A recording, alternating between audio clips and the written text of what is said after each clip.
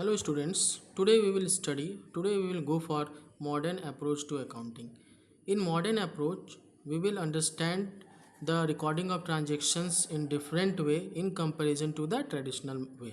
हम लोग traditional methods में क्लासिफिकेशन ऑफ अकाउंट्स किए थे, जिसमें हम लोगों ने पर्सनल अकाउंट, रियल अकाउंट और नॉमिनल अकाउंट को जाना। उसके बाद हम लोगों ने गोल्डन रूल्स ऑफ अकाउंटिंग के थ्रू अकाउंट्स में डेबिट किसको किया जाता है, क्रेडिट किसको किया जाता है, ये देखा। But there is also another method for the recording of accounts transactions. उसको हम लोग बोलते हैं modern approach to accounting. Traditional approach से भी हम लोग रिकॉर्ड कर सकते हैं, मॉडर्न अप्रोच से भी कर सकते हैं। तो हम लोग दोनों पढ़ेंगे। हम लोग ने ट्रेडिशनल अप्रोच पढ़ा, अब मॉडर्न अप्रोच पढ़ेंगे। मॉडर्न अप्रोच में क्या होता है, मॉडर्न अप्रोच में हम लोग ट्रांजेक्शन्स को जानते हैं कितने तरीके के होते हैं, मगर हम लोग पहले समझ लेते हैं कि under modern approach the accounts are not debited and credited. जिस तरीके से ट्रेडिशनल अप्रोच में हम लोग डेबिट और क्रेडिट के लिए हम लोग गोल्डन रूल पढ़ते थे, यहाँ पे डेबिट क्रेडिट नहीं, अकाउंटिंग इक्वेशंस करते हैं, जिसको हम लोग बोलते हैं अकाउंटिंग इक्वेशन अप्रोच। इसमें बेसिक क्या होता है कि assets equal to liabilities plus capital बोला जाता है। एसेट्स को equal to liabilities plus capital करते हैं। अगर इसको और अच्छे से एक्सपेंड करेंगे तो assets equal to liabilities plus capital plus revenue minus expense बोला जाता है। इसीलिए profit equal to revenue minus expense.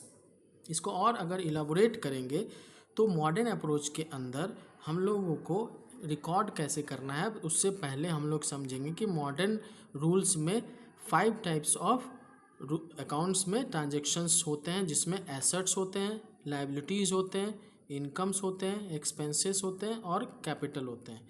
इससे पहले ट्रेडिशनल रूल में सिर्फ हम लोग गोल्डन रूल पढ़े थे, उसमें टाइप्स ऑफ अकाउंट्स पढ़े थे, जिसमें पर्सनल, रियल, नॉमिनल था, और गोल्डन रूल उसमें debit the receiver, credit the giver करके समझे थे।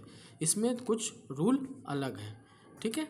इसमें क्या है कि जब भी, जैसे कि हम लोगों ने इसमें देखा कि assets, liabilities, income, expense, capital, ये पांचों चीज़ को हम लोगों को कंसिडर करना है।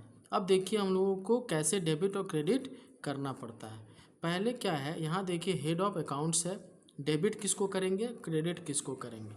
जैसे एसेट, पहला हम लोगों ने देखा कि यहाँ एसेट है, ठीक है, पहले हम लोगों ने देखा एसेट है, तो इसका ट्रीटमेंट कब करेंगे, जब भी कोई अकाउंट में, जब भी ट्रांजेक्शन में एसेट आएगा और अगर वो बढ़ेगा तो उसको हम लोग डेबिट करते हैं, और अगर वो घटेगा तो हम लोग क्रेडिट करते हैं। फॉर एग्जांपल लिखा रहेगा कि मशीनरी परचेज्ड, तो बिजनेस में क्या हुआ, मशीन बढ़ा है तो उसको डेबिट करेंगे, और लिखा रहेगा मशीनरी सोल्ड, तो मशीन घटा है तो उसको क्रेडिट करेंगे।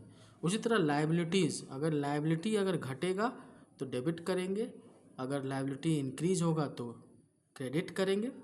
कैपिटल अगर मेरा घटेगा तो डिक्रीज़ करेंगे, क्रेडिट होगा जब कैपिटल बढ़ेगा।